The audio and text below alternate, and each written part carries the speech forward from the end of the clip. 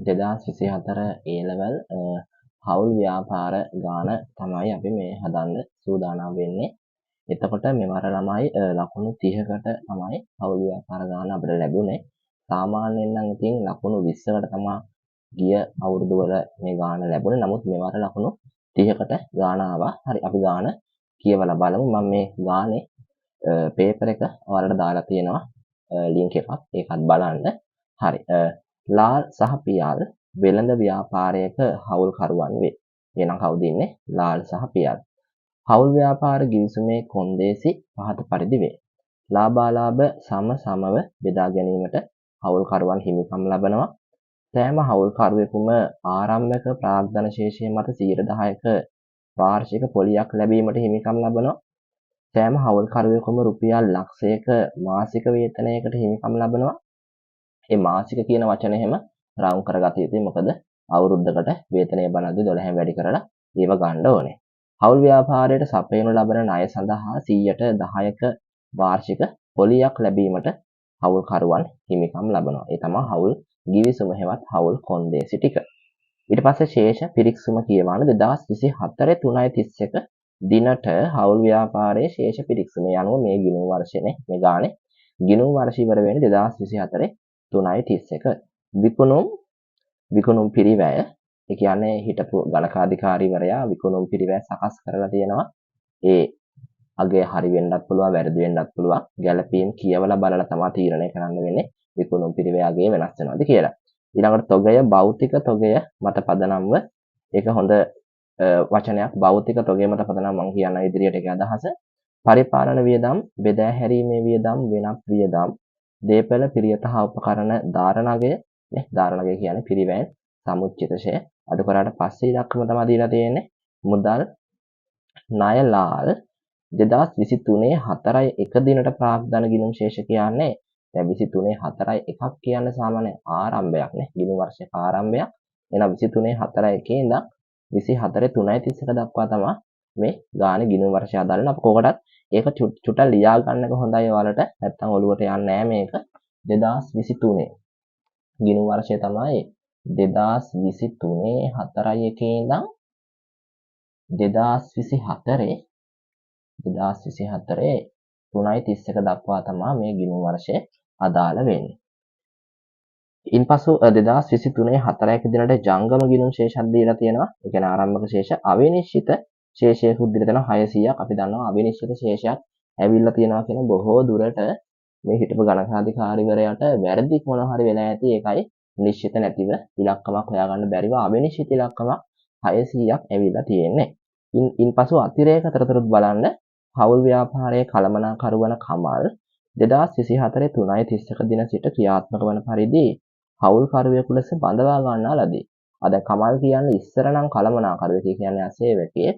හැබැයි එයා 2024 3.31 කියන අපේ ගිණුම් වර්ෂ අවසානයේ අනේ එදාට අපිත් එක්ක හවුල්කරුවෙක්සේ සම්බන්ධ වෙලා තියෙනවා. ඒ අනුව අපිට මේ ගාන පේනවා බඳවා ගැනීමක් තමයි තියෙන්නේ. විශ්‍රාම යාමක් නෙමෙයි. නව හවුල් ව්‍යාපාරයේද ලාභාලාභ සමව බෙදා ගැනීමට හවුල්කරුවෝ එකඟ වුණා. ඉස්සරත් මෙයාලා ලාභය බෙදාගත්තේ සමව. ඒ කියන්නේ 91 නව හවුල් ව්‍යාපාරයත් 91 ලෙස තමයි ලාභය බෙදා ගන්න සූදානම් වෙලා තියෙන්නේ. මෙදිනට හවුල් ව්‍යාපාරයේ කීර්තිනාමය රුපියල් 2400ක් නේ දහස් වලින් 2400ක් ලෙස ඇස්තමේන්තු කරන ලදී. කෙසේ වුවද කීර්තිනාමය ගිණුම් ගත කර නොමැත. අපිට කීර්තිනාමය ගිණුම් ගත කරන්න සිද්ධ වෙනවා. කමල් ඔහුගේ සේවා ගිවිසුමට අනුව රුපියල් 1000ක වාර්ෂික ප්‍රසාද දීමනාවකට හිමිකම් ලබනවා. ප්‍රවර්තන වර්ෂය සඳහා මෙම ප්‍රසාද දීමනාව ගෙවා හෝ ගිණුම් පොත්වල සටහන් කර නැත. ඉතින් ප්‍රසාද දීමනාවට අපි ඉංග්‍රීසියෙන් කියන්නේ බෝනස් එක කියලා. එතකොට මේ බෝනස් එක කමල්ට හරිනම් හම්බෙන්න ඕනේ. ඉතින් ඒක කමල්ට අපි ගෙවලත් නැහැ නේ. හවුල් ව්‍යාපාරේ ගෙවලත් නැහැ. ගිණුම් ගත කරලත් නැහැ. අපි ඒකට හරි ගිණුම් කරන පිළිවෙත ක්‍රියාත්මක කරමු. මෙම ප්‍රසාද මුදල කමල්ගේ ප්‍රාග්ධනය ලෙස සැලකීමට සියලු හවුල්කරුවන් එකඟ වුණා. මොකද අපි දන්නවා කමල් අලුතෙන් ව්‍යාපාරයට බැඳෙන්නේ. එතකොට එයා හරිනම් මුදල් හෝ වෙනත් ඕනෑම වත්කමක් ව්‍යාපාරයට යොදවන්න ඕනේ. එතකොට මෙතන යොදවන්න සූදානම් වෙලා තියෙන එයාට නොලැබුණ ප්‍රසාද දීමනාව තමයි ප්‍රාග්ධනයසේ යොදවන්න තියෙන්නේ.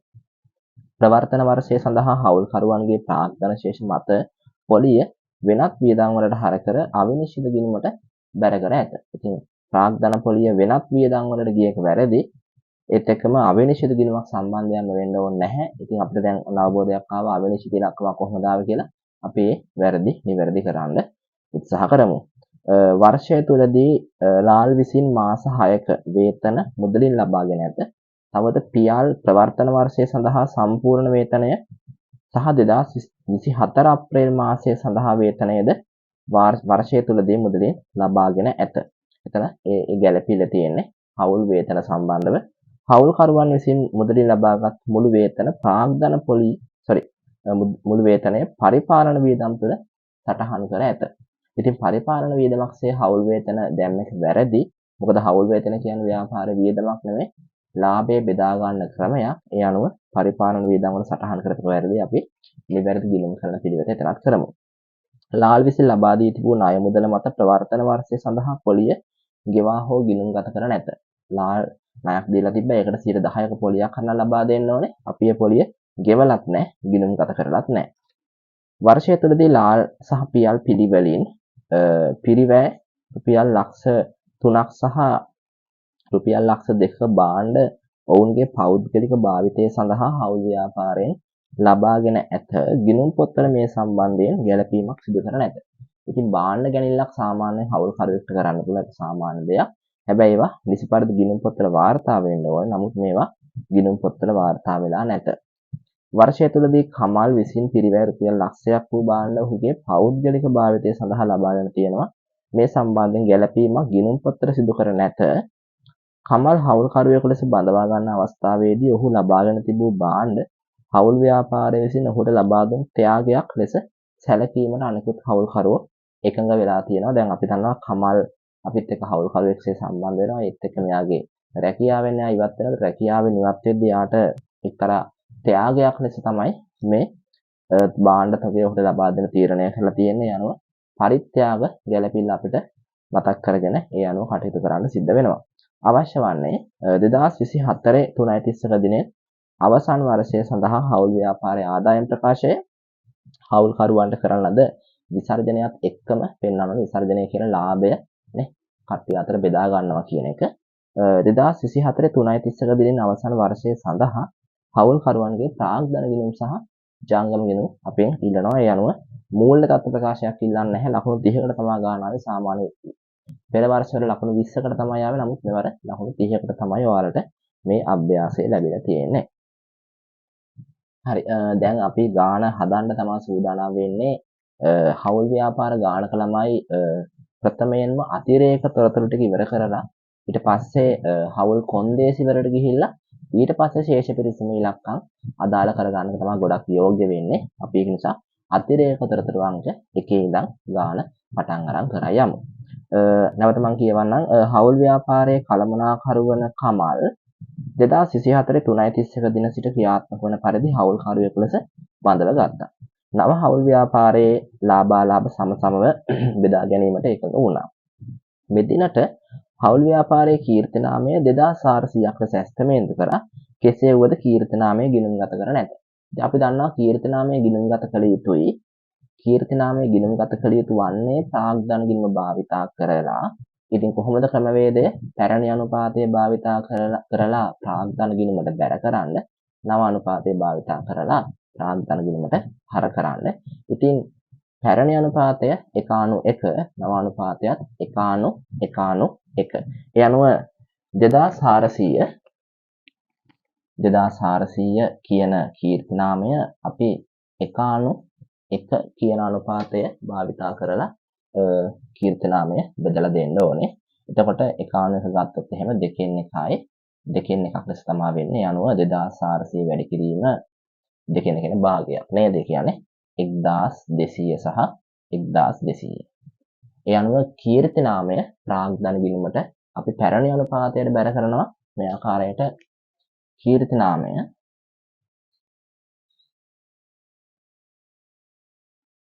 1200ක් ලාල්ට එත් එක්කම පියාල්ටත් 1200ක්.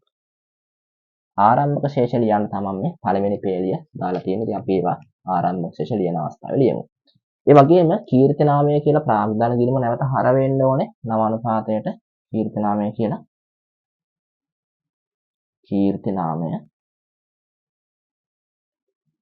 හර වෙනකොට භාවිතා කළ යුතු වන්නේ නවානුපාතය. යන නවානුපාතය කෙසේ දෙන්නේ? 1:1 නවානුපාතය 1:1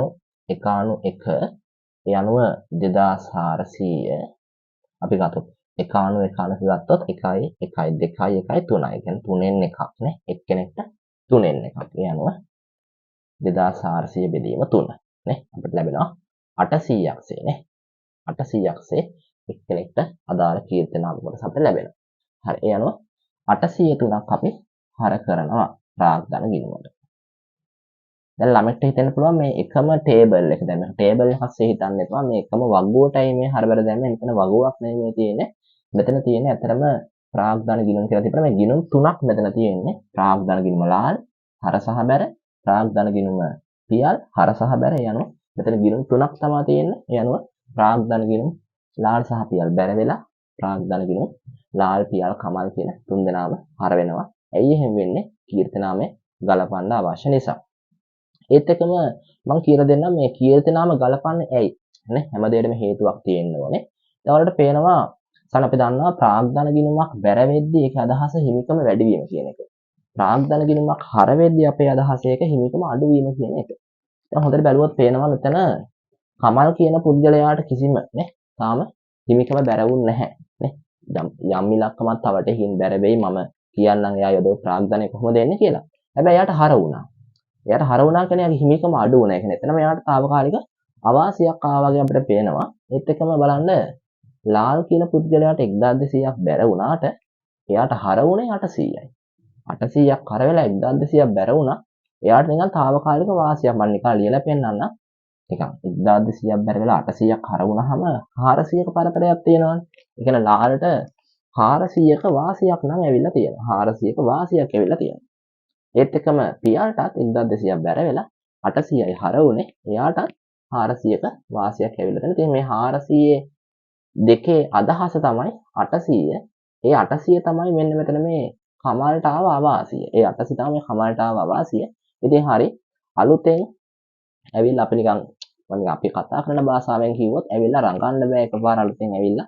ඒ කියන්නේ අපි ගත්තොත් එහෙම මේ හවුල් ව්‍යාපාරයේ කීර්ති නාමයනේ නමට තියෙන කීර්තිය වැඩි කරන්න අතීතයේ සිට උත්සාහ කරා විශේෂයෙන් හවුල්කරු වෙච්ච ලාල් සහ පියල්. ඉතින් අපි යාලට සලකන්න ඕනේ. එන අලුතෙන් කෙනෙක් ආවම සාමාන්‍යයෙන් යාලට පොඩි සැලකීමක් කරලා තමයි එන්නේ යනවා. යාලා හිමිකම දෙලා කමල් එන හින්දා ලාල්ට සහ පියල්ට නිකන් හොඳක්කුත් තියනවා වගේ නිකන් එයාගේ කීර්ති නාමය නැත්තම් හිමිකම වැඩිවීමක් අපිට බලා ගන්න පුළුවන් විශේෂයෙන් ප්‍රාග්ධනය බැරවුණ හින්දා.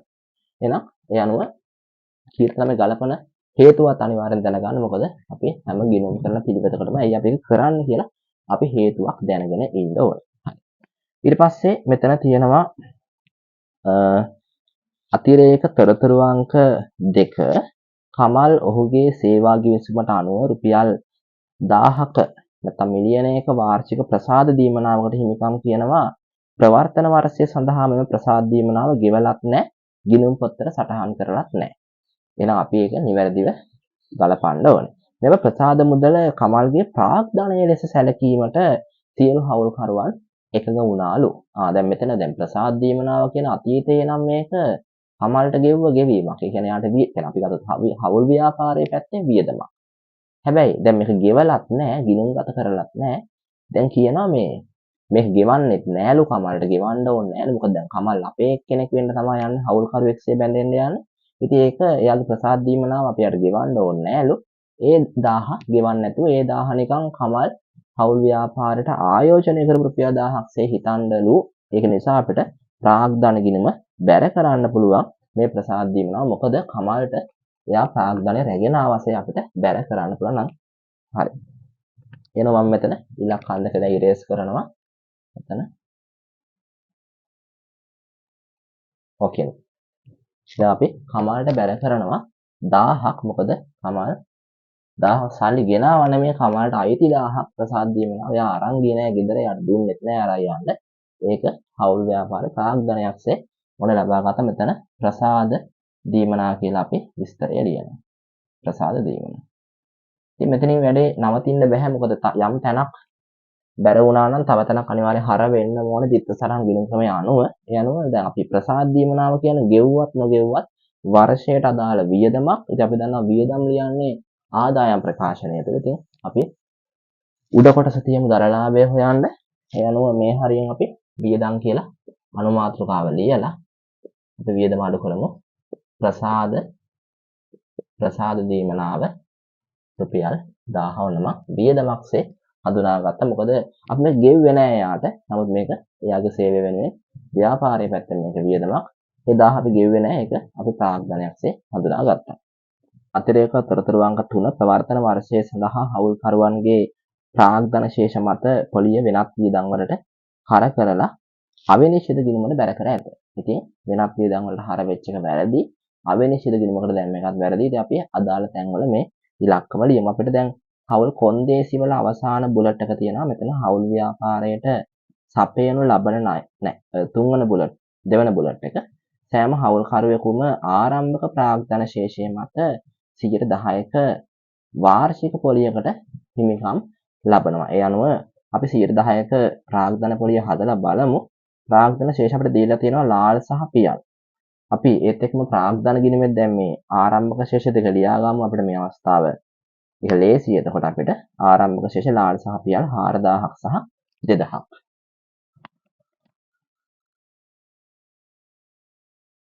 කමල්ගේ ප්‍රාග්ධන ආරම්භක ශේෂයක් නැත්නම් මම ඉරක් ගැහුවා.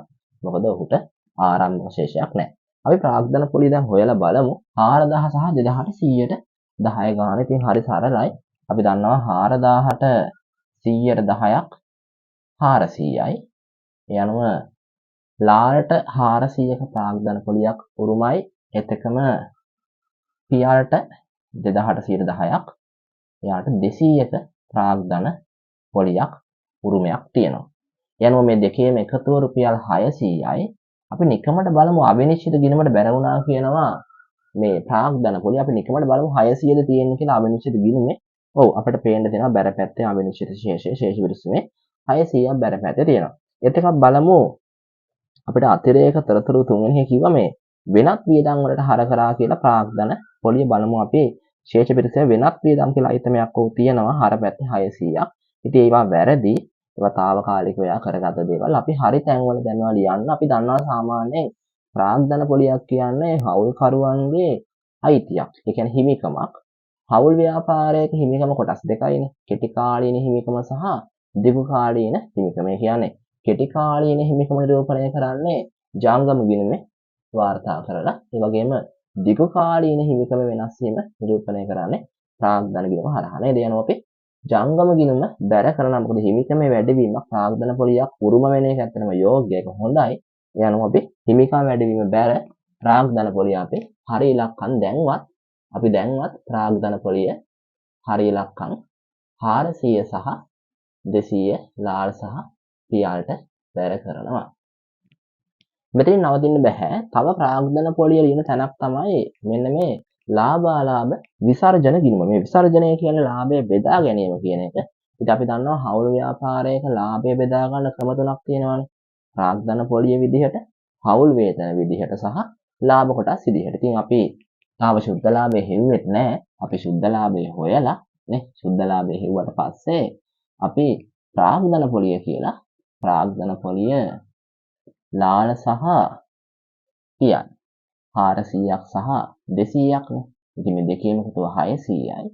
ඉතින් අපි 600 ඉදිරියේදී සුද්ධ ලාභය අඩු කරලත් පේන්නනවා. ඉතින් එහෙනම් ප්‍රාග්ධන පොලිය හරියටම ලියවෙන්න තිබ්බේ ලාභාලාභ විසර්ජනය තුල. ඒ කියන්නේ ලාභාලාභ විසර්ජනය හර ජංගම ගිණුම බැර මොකද කෙටි කාලීන හිමිකම වෙනසක් නිසා. ඉතින් එයාලා අවිනිශ්චිත ඉලක්කම් වල ලියලා වෙනත් වියදම් වල ලියලා ඒවල වරද්දන් තිබ්බා.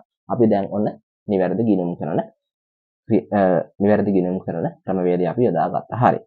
ඊළඟ ගැළපිල්ල තියෙනවා අපිට වර්ෂය තුලදී ලාල් විසින් මාස 6ක වේතන මුදලින් ලබාගෙන ඇත. තවද පියල් ප්‍රවර්තන වර්ෂය සඳහා සම්පූර්ණ වේතනය සහ 2024 අප්‍රේල් මාසය සඳහා වේතනයද වර්ෂය තුලදී මුදලින් ලබාගෙන ඇත. හවුල්කරුවන් විසින් මුදලින් ලබාගත් මුළු වේතන පරිපාලන වියදම් තුල සටහන් කර ඇත. එහෙනම් පරිපාලන වියදම් බලමු කීයක් තියෙනවද කියලා.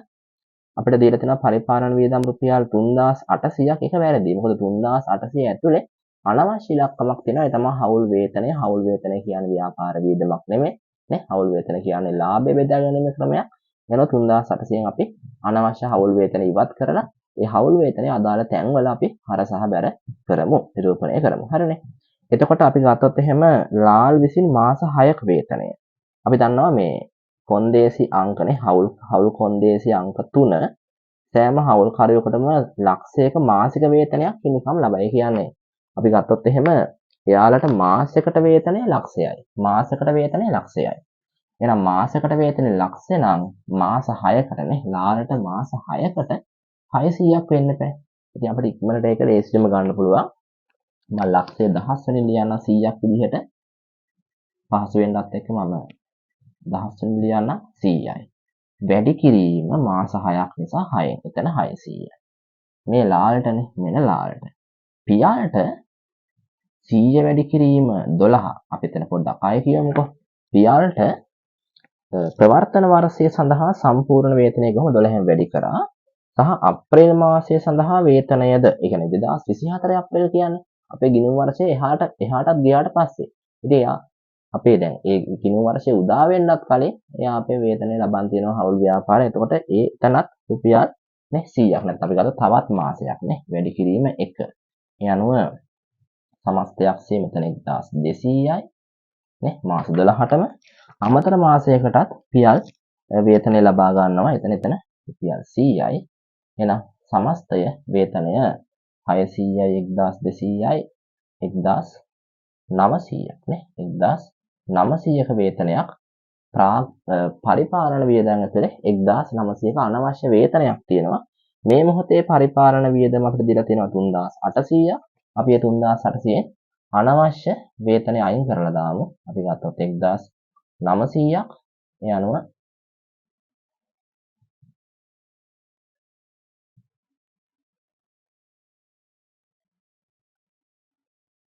1900ක අපිට පරිපාලන වියදම 1900ක් ලෙස නිවැරදි කරගන්න පුළුවන්. හරි.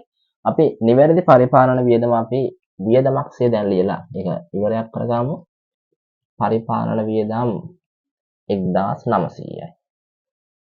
හැබැයි තාම වැඩි ඉවර නෑ. මේ හවුල් වේතන එයාලා ලබා ගත්තාම අපි දැනගන්න ඕනේ ජංගම ගිණුම මේක වාර්තා කරන්න. මොකද එයාලා හවුල් වේතනය ගෙදර අරන් ගියා කියන්නේ මේක කිටි කාලීන හිමිකමේ වෙනස් වීමක්. හොඳට මතක තියාගන්න වේතන සාමාන්‍යයෙන් ජංගම ගිණුමට බැර. ඒක ප්‍රශ්නයක් නෑ. වේතන කියන දේ ජංගම ගිණුමට බැර. ඒ මොකද වේතන නිසා හවුල්කරුවන්ගේ කෙටි කාලීන හිමිකම වැඩි වෙනවා. වේතන කියන්නේ එයාලගේ උරුමයක් නේ. ලාභය බෙදා ගන්න ක්‍රමයක්. හැබැයි හොඳට මතක තියාගන්න. එයාලා වේතන මුදලින් අරන් ගියාම නේ. එයාලට ජීවත් වෙන්න සල්ලි දෙන්න බෑ. එයාලා වේතන මුදලින් අරන් ගියාම දිත්ත සටහන වෙන්නේ හවුල් ව්‍යාපාරේ මුදල් අඩු වෙනවනේ. එහෙනම් මුදල් ගිණුම බැර. මුදල් ගිණුම බැර. ජංගම ගිණුම හර. එයාලගේ වේතන උරුමය බැර වෙන බව ඇත්ත. එයාලගේ වේතන අයිතිය අනිවාර්යෙන් ජංගම බැර එක හරි. නමුත් එයාලේ අයිතිය මුදලින් අරන් යද්දී ජංගම ගිණුම හර යනවා. මෙතන ගෙවූ වේතන කියලා. මෙතන ගෙවූ වේතන කියලා මම වේතන ගෙවීම ලාලට 600යි. පියාලට තිබ්බා 1300ක් නේ. 1300ක් අපි ගෙවලා තිබ්බා. ඒක අපි හර කරනවා ගෙවූ වේතනය. හරි. ඒතර ඒකත් හරි අපි ඒත් එක්කම අමතක වෙන්න කලින් වේතන විසර්ජනය තුලත් අපි ලියමු. මොකද අපි දන්නවා ලාභය බෙදා ගැනීම ක්‍රමයක් හවුල් වේතන කියන්නේ. අපි එහෙනම් වේතන ලාල් සහ පියල්. වේතන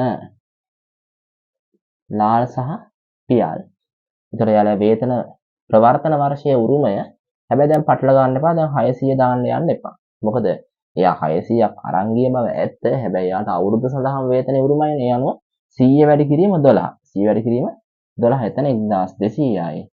පියාලටත් 1300ක් ලියන්න බෑ. දැන් මෙතන ලියුවේ 1300 කිසිසේත්ම ලාභය බෙදා ගැනීම 1300 ලියන්න බෑ. ලියන්න පුළුවන් 1200. මොකද 1300ක් එයා වේතනේ අරන් ගියාට එයාට වර්ෂය සඳහා උරුමය මාස 12ක වේතනය විතරයි.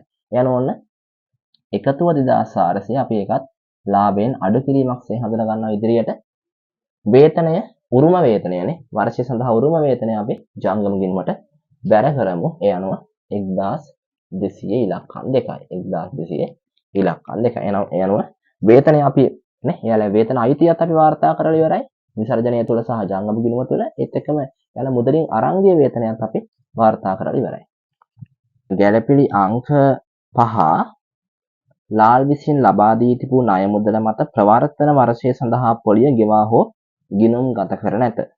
අපි දැක්කා ලාල් විසින් බලන්න ශේෂ පිරිසීමේ ණය ලාල් කියලා 1000ක් තියෙනවා. අපිට දිනයක් නම් දීලා නැහැ කවදාද නැහැ ලබා දුන්නේ කියලා. ඒකට අපේ උපකල්පනය වෙන්න ඕනේ වර්ෂයේ මුලදීම ණය නැත්නම් මාස 12ක් පුරාවටම ණය පවතින්නේ නැතයි කියලා උපකල්පනය කරන්න ණය සඳහා පොලිය කොන්දේසි වෙලා තිබ්බා 110ක වාර්ෂික පොලියක් හවුල්කරුවන්ට ලබා දෙමු කියලා. යනුව 18 නේ 1000 වැඩි කිරීම 110යි. ඉතින් හරි සරලයි 100ක් නේ 10 වලින් ගත්තොත් 100ක් තමයි ණය පොලිය වෙන්නේ. ඉතින් මෙයාලා මොකද කරලා තියෙන්නේ? පොලිය ගෙවා හෝ ගිණුම් ගත කර නැති. ඉතින් හරි වැරද්දක් ඒක ගෙවලත් නැහැ. ගිණුම් ගත කරලත් නැහැ. හරි ගෙවන දේ ප්‍රශ්නයක් නැහැ කියමු. නමුත් ගෙව්වේ නැතයිසේ ගිණුම් ගත කළ යුතුයි. ඒක වෙලා නැහැ. වෙන්නේ මෙහෙමයි. අපි දන්නවා උපචිත සංකල්පය අනුව නේ අපේ සංකල්ප පාඩමේ උපචිත සංකල්පයෙන් ගෙව්වත් නැතත් කාලච්ඡේදර දාලා වියදම අපි හඳුනාගත යුතුයි. ඒ අනුව අපි ණය පොලිය වියදමක් සෙලියමු 100ක්.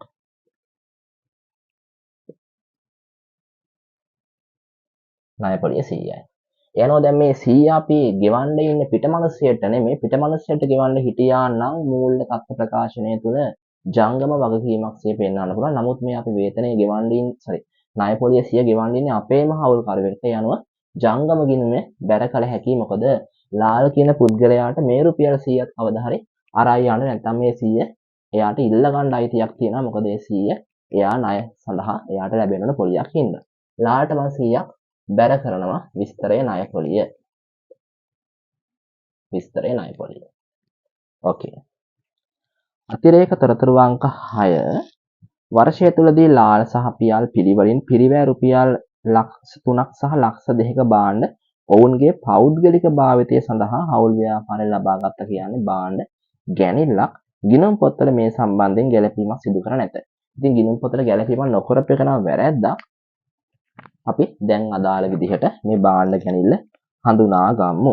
සාමාන්‍යයෙන් භාණ්ඩ ගැනිල්ලක් හරබැර වෙන්නේ නම් භාණ්ඩ ගැනිල්ලක් හින්දා తాවකාලිකව හිමිකම අඩු වෙනවා නේද? යනවා ජංගම ගිණුම හර ගැනුම් ගිණුම බැර නේ. භාණ්ඩ ගැනිල්ලක් නම් ගැනුම් ගිණුම අනිවාර්යෙන් බැර. දැන් මේ ගානේ විශේෂත්වය කියන්නේ මේ ගානේ ශේෂ පිරික්සම තුළ ගැනුම් කියලා ඉලක්කමක් අපිට දීලා නැහැ. අපි දන්නවා ඉතින් ගැනුම් ඉලක්කම තියෙන මෙතන විකුණුම් පිරිවැය ඉලක්කම 6000ක් තියෙනවා. 6000 ASCII තමයි ගැනුම් ඉලක්කම තියෙන්නේ. ඉතින් අපි යන විකුණුම් පිරිවැයට තමයි දැන් අපිට භාණ්ඩ ගැනිල්ල ගලපන්න වෙන්නේ. හරි. විකුණුම් පිරිවැය 6000යි දැන් අවබෝධ කරගත යුතුයි. ගැනුම් වලින් අපි නේ භාණ්ඩ ගැනිල්ලක් හින්දා ගත්ත දේවල් අඩු වෙනවා නේ. ගත්ත දේවල් භාණ්ඩ ගැනිල්ලක් හින්දා අඩු වෙනවා. ඒ අනුව අපි විකුණුම් පිරිවැය අපි මෙහෙම ලියා ගමු. මේ ඔක්කොම පෙරවැඩ කොලයක මේ ඔක්කොම හදලා පෙන්නන්න ඕනේ නේ. විකුණුම් පිරිවැය මේ ගානේ 6000යි. අපි සාමාන්‍ය පරිදි ආරම්භක තොගයේ දන ගැනුම් කියලා ගත්තා නම් අපි සාමාන්‍යයෙන් භාණ්ඩ ගැනිල්ලනේ ආරම්භක තොගයේ දන ගැනුම් අඩු කළා භාණ්ඩ ගැනිලි කියලා අපි අඩු කරනවානේ. ඒ අනුව විකුණුම් පිරිවැය භාණ්ඩ ගැනිලි හින්දා අනිවාර්යයෙන්ම අඩු වෙන්න ඕනේ. භාණ්ඩ ගැනිල්ල හින්දා අනිවාර්යයෙන්ම අඩු වෙන්න ඕනේ. එතන කීයක්ද? 300ක් සහ 200ක්. ඒ අනුව 500ක් මම භාණ්ඩ ගැනිල්ලක්සේ අනිවාර්යෙන් මෙතන අඩු කරනවා. හරි. ඊට පස්සේ ඒත් එක්කම ගිණුම් පොත්වල මේ සම්බන්ධයෙන් ගැළපීමක් නැත යනවා. දැන් අපි ගැනුම් ගිණුම බැර කියන අදහස් සඳහා විකුණුම් පිරිවැය ඔන්න අපි වෙනස් කරගත්තා. හැබැයි කෙටි කාලීනව උන්ගේ හිමිකම අඩු වෙනවා යනවා ජංගම ගිණුම හර භාණ්ඩ ගැනිල්ල අනිවාර්යයෙන් අපි ලියන්න ඕනේ 300ක් සහ 200ක්.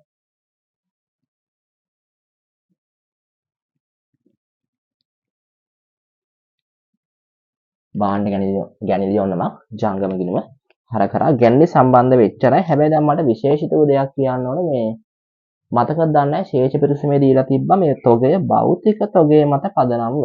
හොඳට මතක තියාගන්න තොගය අපිට S2කින් ගිහිල්ලා ගබඩාවට ගිහිල්ලා බලුවහම භෞතික තොගයනේ. 1යි 2යි 3යි 4යි ගණන් කරන්න පුළුවන්. ඔන්න භෞතික තොගය. හැබැයි ඒත් එක්කම තොග වාර්තාවලට අනුවත් නේ ගබඩාල ජරේ දිහා බලලා හැම තොග වාර්තා අනුවත් අපිට තොගේ ගණනය කරන්න පුළුවන්. දැන් ප්‍රශ්නේ කියන්නේ මෙහෙමයි. දැන් අපිට අවසන් තොගේ දීලා තියෙනවානේ 700ක්. ශේෂ පිරික්සම අනුව අවසන් තොගේ 700ක් දීලා තියෙනවා. දැන් යම් ළමෙක්ට මතභේදයක් එන්න පුළුවන් මෙතන මේ භාණ්ඩ ගැනිල්ලක් කරාම දැන් 500ක භාණ්ඩ අරන් ගියාම එතකොට දැන් මේ 500ක භාණ්ඩ ගැනිල්ල වාර්තා වෙලා නැහැ කියලා කියනවනේ නේ කෙලින්ම කියලා තිබ්බා මේ ගැනිල්ල වාර්තා වෙලා නැහැ කියලා. ඒතකොට යම් ළමෙක්ට අනිවාර්යෙන් මේ මතභේදයක් එන්න පුළුවන් මේ අවසන් තොගයෙන් 500ක් අඩු කරන්න ඕනද නැද්ද? 500ක් මං අවසන් තොගයෙන් භාණ්ඩ ගැනිල්ල අඩු කරන්නද එපාද වගේ අදහසක් එන්න පුළුවන්. අන්න ඒ මතභේදයට ළමයට සහනයක් විදිහට තමයි ඇත්තටම මේ වරහන් ඇතුලේ භෞතික තොගේ මත පදනම්ව කියලා දීලා තියෙන මේක විභාග ගණනාවකම සාමාන්‍යයෙන් අපිට ලබා දීලා තිබ්බා. ඉතින් මේ දැනුම ළමයට තියෙන්න ඕනේ.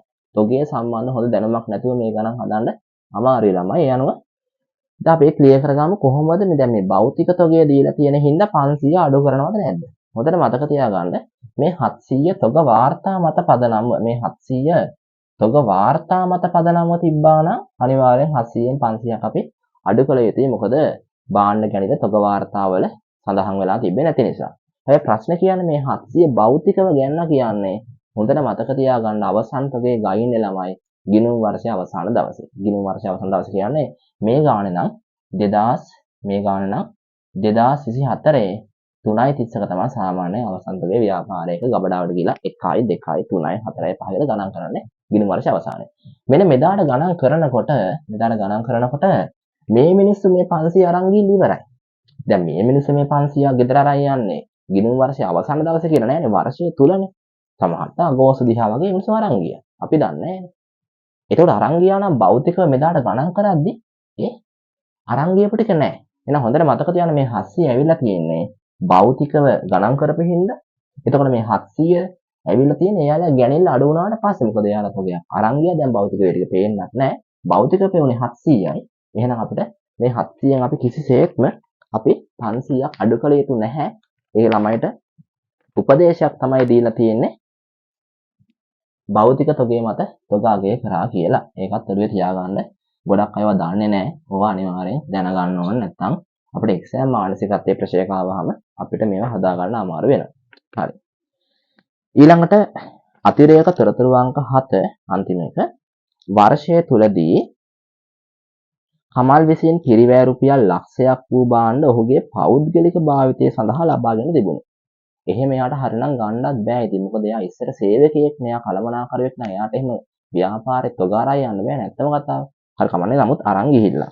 මේ සම්බන්ධයෙන් ගැළපීමක් ගිණුම් පොතට සිදු කර නැත. හරිනම් ගැළපීමක් කරන්න තිබ්බ නමුත් තාම මුකුත් වෙලා නැහැ. කමල් හවුල්කරුවෙකු ලෙස බදවා ගන්න අවස්ථාවේදී ඔහු ලබාගෙන තිබූ භාණ්ඩ හවුල් ව්‍යාපාරය විසින් ඔහුට ලබා දුන් ත්‍යාගයක් ලෙස සැලකීමට. මෙයා ලක්ෂයක දේවල් අරන් ගියා. දැන් මේක ත්‍යාගයක්සේ හිතමුද? මොකද මෙයා දැන් සේවයෙන් ඉවත් වුණා. එහෙනම් අපි අරකට සලකන්නත් ඕනේ සේවය ඇගීමක් කරන්න ඕනේ. යනුව මේ 100 පරිත්‍යාගයක්සේ ත්‍යාගයක්සේ සලකන්න හවුල්කරුවෝ එකඟ වුණාලු. එහෙනම් දැන් මතක් කරගන්න ඕනේ පරිත්‍යාග ගැලපිල්ල කොහොමද එන්නේ? පරිත්‍යාගයක් කියන ව්‍යාපාරයකට වියදමක්. දැන් පරිත්‍යාගයක් කියන ක්‍රියාවලිය ඊට උතුම් ක්‍රියාවක්. ඒක හොඳ බව ඇත්ත. නමුත් ප්‍රශ්නේ කියන්නේ පරිත්‍යාගයක් කියන ව්‍යාපාරයක් පැත්තෙන් වියදම. එහෙනම් අපි දන්නා වියදම් වැඩි වීම හරය කියන්නේ අපි ආදායම් ප්‍රකාශනය තුළ මේක නැත්නම් ලාභාලාභ ගිණුම තුළ මේ පරිත්‍යාගයේ වියදමක්සේ කොහොමත් ලියන්න ඕනේ. මොකද මේක අනිවාර්යෙන් හවුල් ව්‍යාපාරයට පාඩුවක්. ඒත් එක්කම අපි දන්නා පරිත්‍යාග ගිණුම හර වෙද්දී ගැනුම් ගිණුම බැර. මේ ගත්ත දේවල් මේ මිනිස්සු අරන් යන්නේ ගෙදර. අපි දන්නා ගත්ත දේවල් තියෙන ගැනුම් ගිණුම ඇතුලේ හර වෙලා තියෙන්නේ. ගත්ත දේවල් අඩු වෙන්න ඕන නම් ගැනුම් ගිණුම බැර. එහෙනම් පරිත්‍යාග හර බැර වෙන්නේ පරිත්‍යාග වියදම් හර ගැනුම් ගිණුම බැර. අපි දැන් කරන්නේ මෙහෙමයි. පරිත්‍යාග කියන්නේ වියදමක් කියනවා අපි. වියදමක් සෙලියමු. පරිත්‍යාග වියදමක් නැවත 100ක්. ඒත් එක්කම මෙන්න මෙතන අපි විකුණුම් පිළිවෙල සකස් කරන තැන නැවත එන්න භාණ්ඩ ගැනීම අඩු කරාසේම පරිත්‍යාග කියලා අනිවාර්යෙන් 100ක් අඩු කරන්න. මොකද පරිත්‍යාග කරපු නිසා විකුණන්න තිබ්බ භාණ්ඩ අඩු වෙනවා. විකුණුම් පිළිවෙල කියන එක අදහස වික්ක භාණ්ඩ වල පිළිවෙල නේ. ගත්ත භාණ්ඩ වලින් වික්ක භාණ්ඩ වල පිළිවෙල හොයා ගන්න ඕනේ නේද? ඒ අනුව නිවැරදි විකුණුම් පිළිවෙල 6000 රින 500 රින 100 යනුව 5400යි නිවැරදි විකුණුම් පිළිවෙල. අපි ඒකත් දැන් උඩ සකස් කරගමු නේ. උඩම විකුණුම් ආදායම නේ. උඩම විකුණුම් ආදායම අඩු කළා විකුණුම් පිරිවැය විකුණුම් පිරිවැය 5400යි. දල වශයෙන් දැන් අපිට ලාභයක් ලැබෙනවානේ. දල වශයෙන් ලාභය, දල ලාභය වෙනත් ආදායම් තිබ්බොත් එකතු කරන්න. ඔහොම තමයි ගානේ ගලා යාම තියෙන. දැන් අපි අතිරේක තොරතුරු සියල්ලම සාකච්ඡා කරලා ඉවරයි. යනු දැන් මේ මොනවා හරි ගැළපෙන්න ප්‍රශ්නයක් තිබ්බොත් මට SMS එකක් දාන්න.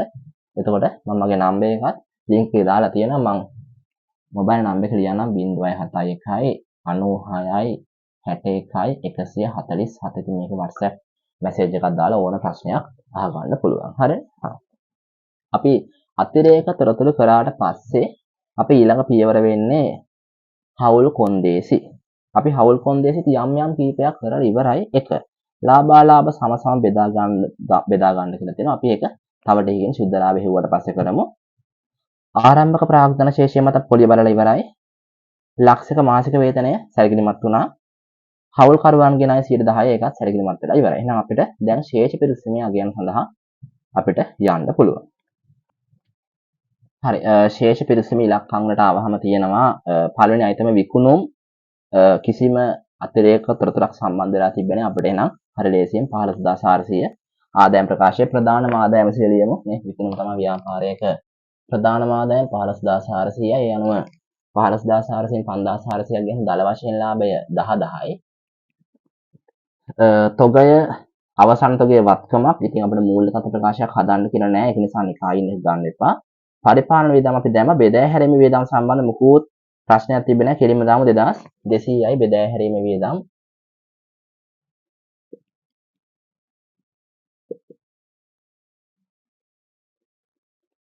වෙනත් වියදම් 600 ඇතුලේ තිබ්බේ අනවශ්‍ය මතක දන්නේ නැහැ. ප්‍රාග්ධන පොලියක් තමයි නේ. වෙනත් වියදම් ඇතුලේ තිබ්බේ අපි ඒක දැක්කේ නැහැ වගේම මේක අනවශ්‍ය ඉලක්කමක් 600 අපි ලියන්නේ නැහැ.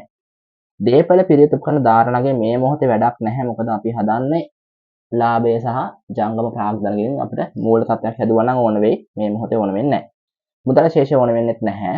ණයලාල් අපි පොලිය සැලකිලිමත් වුණා. නමුත් අපි මෙතන ජංගම නොවන වගකීම දාන්න අවශ්‍යතාවයක් නැහැ අපිට. ප්‍රාග්ධන ගිණුමේ ආරම්භක ශේෂ දැම්ම. ජංගම ගිණුමේ ආරම්භක ශේෂ දාමු ලාල් සහ පියල් 700ක් සහ 100ක්. 700ක් සහ 100ක් අපි ආරම්භක ශේෂ දාගත්තා. අවිනිශ්චිත ගිණුම කිසිසේත්ම වැඩක් නැහැ. අපි ඒක සාකච්ඡා කළ ඉවරයි. ඒක අහෝසි වෙලා යන්න ඕන. අපි දන්නවා වැරදි ඔක්කොම හරි ගැස්සුවම අවිනිශ්චිත ශේෂය අහෝසි වෙලා යන්න ඕන. අපි ඒක කොහෙවත් මූල්‍ය ප්‍රකාශන වල ලියන්නේ නැහැ. අපි සියල්ල දැන් අපි ඉලක්කම් සැලකිලිමත් වෙලා ඉවරයි. අපි දැන් ලාභය හොයලා විසර්ජනය කරගෙන බෙදලා දීලා අපි ගාන ඉවරයක් කරමු. හරි. එහෙනම් වෙනත් ආදායම් මේ ගානේ නැහැ. වියදම් වල එකතුව ගමු අපි. 1000යි 1900යි 2900යි 3000යි 3100යි 5100යි 5300යි. යනවා 5300ක් වියදම් වල එකතුව. අපේ තිබ්බා දල වශයෙන් ලාභය 10යි. යනවා 10න් අපි 5300ක් අඩු කරාම අපිට ලැබෙනවා 4000 නේ. 4700ක සුද්ධ වශයෙන් ලාභයක් අපිට ලැබෙනවා නේද? සුද්ධ ලාභය 4700යි. ඉතින් මේ සුද්ධ ලාභය බෙදා ගන්න ක්‍රම තමයි ප්‍රාග්ධන පොලිය වේතන තව ටිකකින් මම ලාභ කොටස් බෙදලා පෙන්නන්නම්. ලාභ කොටස්. දැන් මේ ප්‍රාග්ධන පොලිය වේතන කිසිසේත්ම කමලට නම් හම්බෙන්නේ නැහැ. ඉතින් කමල් අන්තිම දවසේ ඇවිල්ලා හැම යාට මුකුත් දෙන්න බෑනේ. ඒ හින්දා එයාට කිසිම ලාභ කොටසක්වත් ප්‍රාග්ධන පොලියක්වත් අපි නම් දෙන්නේ නැහැ. යනවා 4700යි. 4700න් 600ක් ප්‍රාග්ධන පොලියසේ බෙදාගත්තාම ඉතුරු වෙන්නේ 4100යි.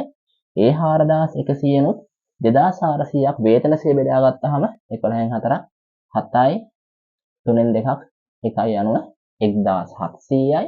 1700 බෙදන්න වෙන්නේ පැරණි අනුපාතෙට. මොකද නව අනුපාතේ තාම ක්‍රියාත්මක වෙන්නේ නැහැ. මොකද එක දවසයි මේ ඇවිල්ලා 1/1 යනුව භාගේ ලාභය බෙදා ගන්න ඕනේ. යනුව 850ක් සහනේ 1000 කියලා පෙන්නන්න 1700 වැඩි කිරීම දෙකෙන් එක හරිසන්නේ. දෙකෙන් බෙදා 852ක්. යනුව 852ක් 1700යි. ඒකත් ලාභයෙන් අඩු වුණාම ලාභයේ බිඳුවටම බෙදාගත්තා. ඔන්න අපි ලාභ බෙදාගත්ත විසර්ජනය කියන බෙදා ගැනීම වල බෙදාගත් ආකාරය ප්‍රාග්ධන පොලිය වේතන සහ ලාභ කොටස් විදිහට.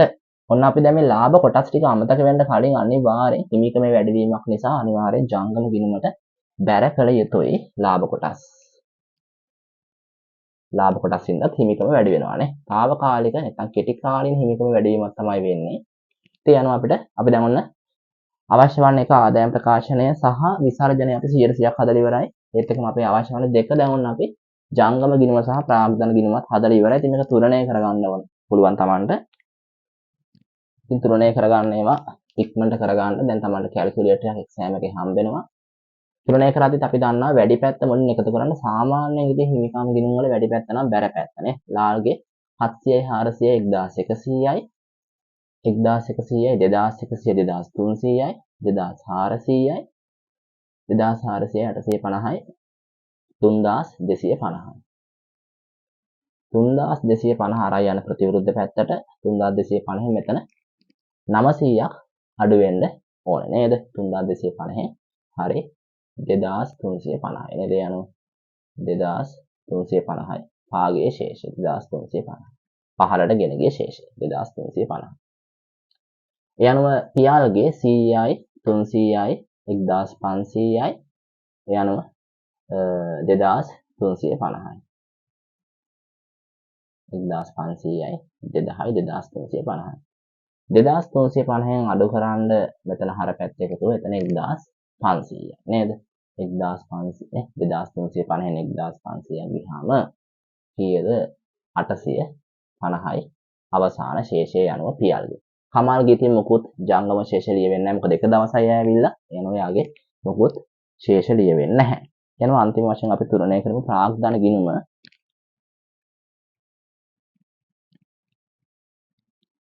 ලොකු ඉලක්කම් නම් ප්‍රාග්ධන ගිණුම තුල ලියවුන්නේ නැහැ නේද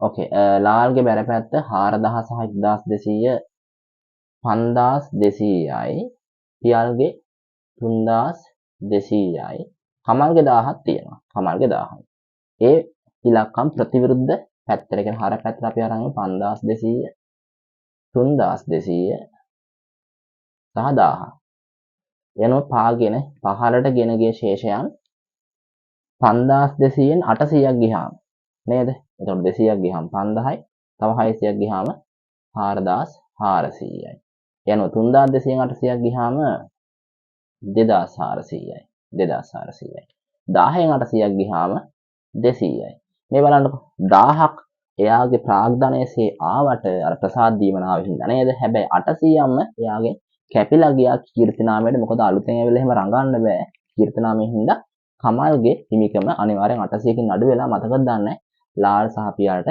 ඒක බැර වුණා එහෙනම් ඒ අනුව අපි ඔන්න අවශ්‍ය වන්නේ 1 සහ 2 හදලා ඉවරයි ඉතින් ඔන්න අපි හවුල් ව්‍යාපාර ගාන සාර්ථකව මුහුණ දුන්නා. ඉතින් මේවා ගානක් එක්සෑම් එකේ හදනකොට ළමයි ගොඩක් ප්‍රෙෂර් වෙනවා. ප්‍රෙෂර් වෙන්න එපා. ඔයා දන්නම දේවල් තමයි මේක තියෙන්නේ. ඉතින් අපේ පන්තිලට සම්බන්ධ වෙලා ඔයාලට මේවා පහසුවෙන් ඉගෙන ගන්න පුළුවන්. වෙනම ප්‍රශ්නයක් තිබ්බොත් අර WhatsApp අංකයට SMS එකක් දාන්න මම පුළුවන් වෙලාවක ඔයාලට ඒවට අනිවාර්යයෙන් රිප්ලයි කරනවා. එහෙනම්